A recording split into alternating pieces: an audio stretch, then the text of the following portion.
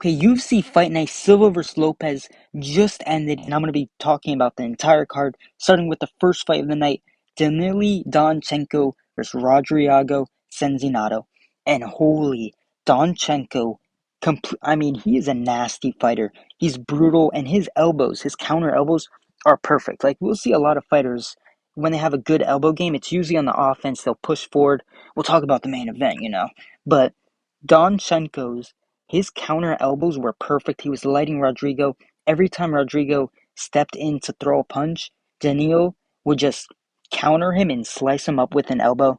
It was perfect. He's such a brutal fighter. He's there to cause damage, which I love. Can't say that about old fighters, but Daniil, I hope he looks good. I hope he doesn't get stalled on the side of a cage. That would be depressing if he loses. That way in his next fight, he fights someone decent and just gets held against a cage. Please, please no. Don't. I'd rather see him get KO'd. But next fight, Rendon versus Pereira. Pereira lost, and the thing's like I knew she'd lose. Like I just see this happen all the time, especially in WMMA. There'll be a young fighter. Like you think girl fighters suck when they're 30 years old and they've been training for like a decade. Imagine a girl fighter who's been training for like 3 years and she's 19 and young, but she doesn't have like the power or speed that a young male fighter has. It's just like like that's not going to work out unless you're really talented. Being a young girl fighter, like a lot of the female fighters, they rely on skills and experience they get over the years because they're not super explosive, they're not super athletic. So they kind of just rely on that. And Pereira has none of that. She's just a new fighter and she looked decent. She was on the back foot the entire time. She landed some decent counters sometimes, but for the most part, it was just Rendon pushing forward and just being a crafty vet. Like, what can I say? But Pereira looked decent. Like, she can do, like, she has a lot of time to improve too, and she's only 19. So yeah, sky's the limit, which is not very high for a female fighter. But hey. Anyways, Costa versus Coria. Coria looked really good. He's young. He's only like 21, 22, and he's fighting Costa, who's a decent fighter. Costa, he's fought guys like Steve Versick. He's fought good competition, and Coria outstruck him. Costa did hurt his toe, his pinky toe, in the second round, but still, Coria was outstriking him. He was really fast. He was picking him apart on the outside with straight shots. And even in the grappling, where you'd think Coria would struggle against a guy like Costa, who's shorter and more stocky, Costa was on top, hitting him with good ground and pound. Like, it was just an overall good, impressive performance from Coria. I'm pretty sure he trains with Van too, so I'm excited to see him in the flyweight division because we saw Van just went through the rankings. I think we'll see the same with Coria too, which is good. There's a lot of these new young guys in flyweight, which we need, and flyweight's already such a good division. And we have guys like Coria and Van coming through, so that's awesome. Awesome for us. Next fight, Reese versus Dumas. And I feel like a Dumas for picking Dumas because he, he got hit in the nuts. He didn't even lose. But I kind of wish Dumas lost so I can say that line. But it's a no contest. Same thing. I could say it. But yeah, basically the story of the fight is, he got kicked in the nuts 20 seconds into the fight and he couldn't stand up. He can rob people, but he can't stand up from a nut shot. Come on, bro. But, yeah, that was it. He just kicked in the nuts. Like, there's nothing really else to say. Anyways, Aguilar versus Gurul. Aguilar looked really good. I thought he'd slow down the way he was throwing the first round. I was like, dude, he's not going to be able to keep up this activity for the entire fight. And I thought Gurul, he's going to survive this first round, and then he's going to win the second and third. But Aguilar, he kept it up, and he looked good in the third round. I'm pretty sure he dropped Gurul. And yeah, he looked good. He's a really good striker. The only thing, I don't know. I do think he throws a little too hard sometimes, where it's like, you don't have to throw hard all the time. But still, Aguilar looked good. He won, beat Gurul up. Next fight, Suarez versus Lemos. Literally just hugging her against the cage for 14 minutes and 50 seconds. Lemos hurt Suarez and lands some ground and pound. And that's enough to seal the round because Suarez literally does nothing and still somehow wins rounds, which is actually really impressive if you think about it. A fighter, quote in quotations fighter, can win rounds based off doing no damage. Like, that's kind of weird. She's an innovator. congrats, I guess. Like, literally, I don't think she threw one punch the entire fight. Anyways, Claudio Puelles versus Joaquim Silva. I picked Puelles, and dude, I'm never picking him again against anyone decent, against anyone with like B takedown defense, and literally you can have C level. I'm using number grades over here, or letter grades. I'm using letter grades over here. But Puelles, I mean, he just looked ass. And what's funny is he got hurt to the body with the same shot that Dan Hooker hit him with. Like Hooker hit him with that teep and finished him, and Joaquim Silva landed the same strike. It's like Marab got hurt by O'Malley. He improves, He doesn't get, he defended the teeps against Umar, defended it against O'Malley in the second fight. It's like, can you learn? Like, do you have some level of fight IQ to learn? Like, he is so weak to the body. And speaking of fight IQ, how dumb is Joaquim Silva? He still won, but he hurt Claudio Puelles to the body by throwing one teep, one little teep, whereas like pinky toes brushed against Puelles' belly button. Like, I think his big toe went in Puelles' belly button, and he got dropped, and he collapsed to the ground by a barely grazing body shot. And then Joaquim Silva decides to not throw one body shot the entire fight. You drop him with a body shot in a fight you're losing, and then you refuse to go to the body? Like, you can't throw another teep? It's like, how dumb are you? And it's like, bro, like some of these guys literally are brain dead. And Prella sucks. He has decent grappling, but if you can keep it on the feet, he'll lose. I thought he was winning the third round too. That's another funny thing about this fight. Puelles was up in the third round. He hurt Silva with a clean straight, and I thought he was gonna win the round. I mean, and win the fight because of it. There was only 30 seconds left, and then he just gets dropped. He just gets hit. Like, he just found a way to lose. Like, you found a way to lose. You were winning. I'll talk about Silva, against Lopes, but it's like, come on, dude. Next fight, Medina Verduzco Todorovic. The only thing that should be said after this fight is Medina should not be in the UFC. He got in the UFC by losing in the Dana White Contender Series. He got his ass beat. He's in the UFC and he's 0-5, and he's shit. I mean, his striking looks terrible. He tenses up before he throws any punch, and he got dominated in the grappling. And yeah, he sucks. Get him out. Like, get him out. He does not deserve to be here. Like, he literally, it's as simple as that. Like, you got beat up by Torodovic, bro. Next fight, Luna versus Lee Quank. I thought Luna was gonna get fraud checked here, and I was so happy because he was getting fraud checked. He was getting hit constantly. He was getting hurt, and I was like, yes, Lee Quank, fraud check him, because Luna and everyone Luna has been in the past were 0-0. You can check his record. They're all 0-0. Like, literally, that is. And I was like, dude, he hasn't fought any good competition. He's gonna fight his first real fighter ever, and he's gonna lose. And he was losing, but he hit, props him. He hurts Lee Quang. I swear that's a Mortal Kombat character. But anyways, he hurts Lee Quang, and he capitalizes off of it. Like, he looked like a fighter. I thought he'd look worse than he did end up looking because his opponents were all ass. But I mean, he looks good. Hurt him and finished him on the side of the cage. Good shit. Good shit, Santiago Luna. And he's young too. He can improve. He's in the UFC now, so he can improve. And he fought someone who's decent. So, anyways, Hernandez versus Ferreira. Bro, dude, this is so BS. Like, Ferrer was supposed to win, and he was winning. Hernandez was doing nothing but circling on the outside, and I do think he did better than people were saying because he was cracking Ferrer. Ferrer wasn't really landing anything clean. He was landing some body shots, but he could not, for the love of God, hit Hernandez with his punches. He could not track him. Hernandez, his movement was too good. He was circling back and forth, left and right, and Ferrer couldn't connect on him. And then Hernandez, he was landing some good shots.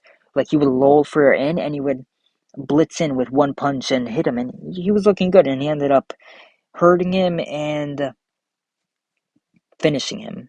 And from what I can remember, the stoppage was really late. I don't know if I'm remembering it right, but I think it was this fight. Yeah, it was this fight. Let me see.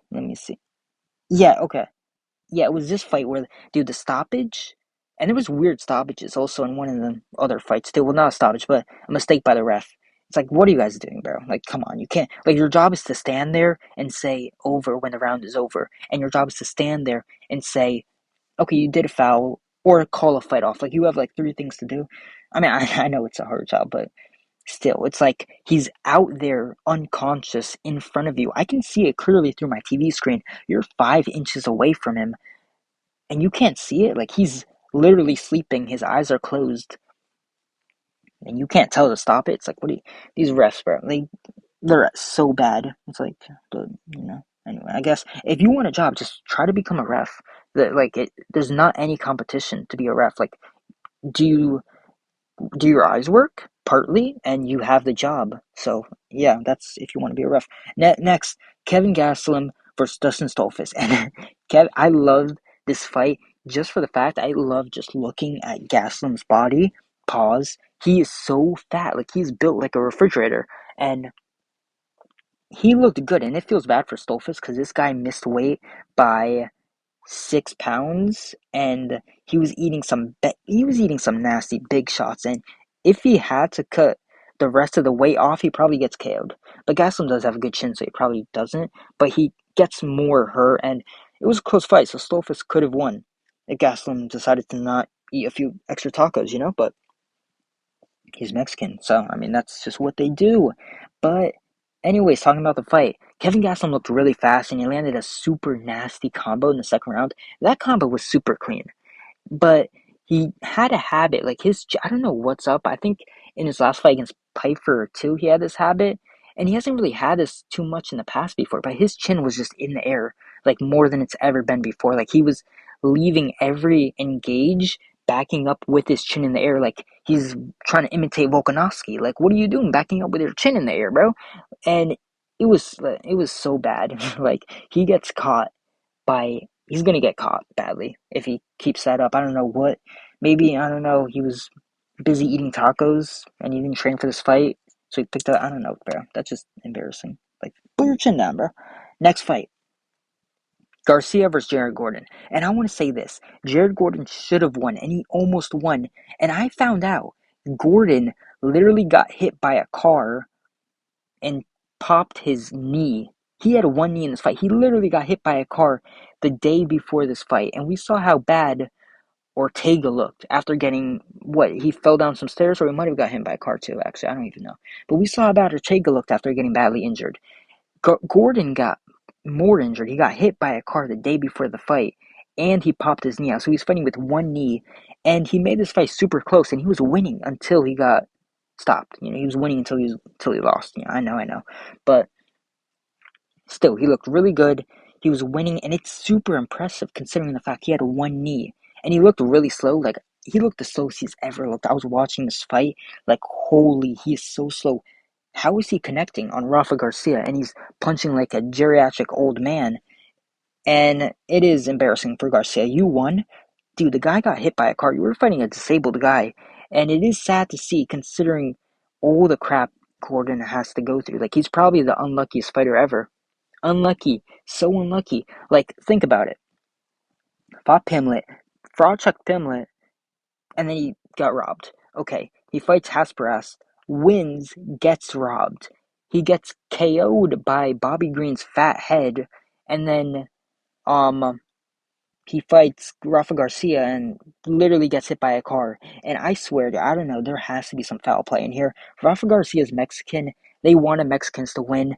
I know a Mexican was behind that car, and I can't prove it, but I know this was planned. They planned to hit on Gordon because he's the best unranked lightweight, and he still is. He should fight a ranked opponent, bro. Let him fight a ranked opponent. He got hit by a car, dude.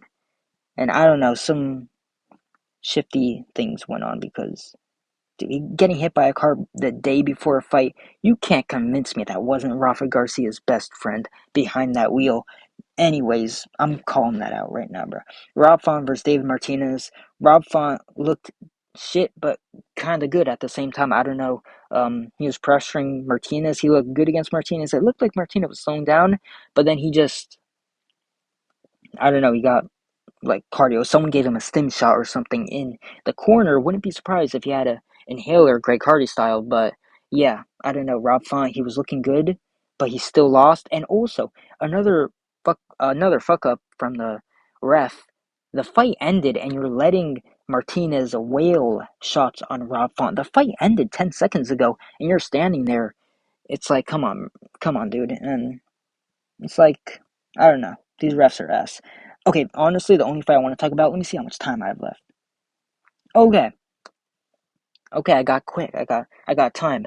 Lopes versus Jean Silva. Let me say this. Jean Silva, 9 out of 10 times he wins, and I'm standing by that. I'm dying on that hill. Okay, maybe not 9 out of 10. 8 out of 10. 8 out of 10 times he wins. Listen, the first round, he got so unlucky. He threw a spinning shot, and Diego Lopes, I mean, he learned a thing or two from what's her name? Alexa Grasso. He learned a thing or two from Alexa Grasso. They did some training according. We know what Alexa Grasso and Diego Lopes are up to, and she taught him a few things, not only in the bed, but in the octagon. I mean, Canelo versus Crawford is in a bit, so I'm focused on that. But anyways, Lopes, I mean, he timed that perfectly. He took Jean Silva down, and his control was perfect. And we never really saw Jean Silva get control like that because his takedown defense is really good. And Diego Lopes couldn't take him down after that. He didn't really shoot, but no, he did. He did shoot, and Lopes was able to get back up and stuff some takedowns. But that was so unlucky. He just took his back, and Diego Lopes has excellent control because he was in mount for like 2 minutes straight, raining elbows, raining punches. If he stayed on the ground for like 30 more seconds, that would have been a clear 10-8. It still could have been a 10-8. I don't think it was, though. I think Jean Silva did enough when it got up. He did crack Diego Lopes a bit when they got up, so I don't think it was enough for a 10-8 round. But I'm not even a Jean Silva fan. I don't even like him, dude. His name, Jean Silverstein, if you know Ball, Ball, but he's a really good fighter, and I want to see him fight Volk. I like Volk, I swear, but I want to see him fight Volk because he's so dangerous, and that would be such a good fight for Volk. I mean, it wouldn't be good for Volk, but it'd be good for the fans, if you like seeing a man die, because Gene Silva's really dangerous, and he's the most dangerous striker in the featherweight division. Whether he's the best, I don't think he's the best striker. I think Volk would be the best striker still. But Gene Silva, without a shadow of a doubt, he is the most dangerous striker.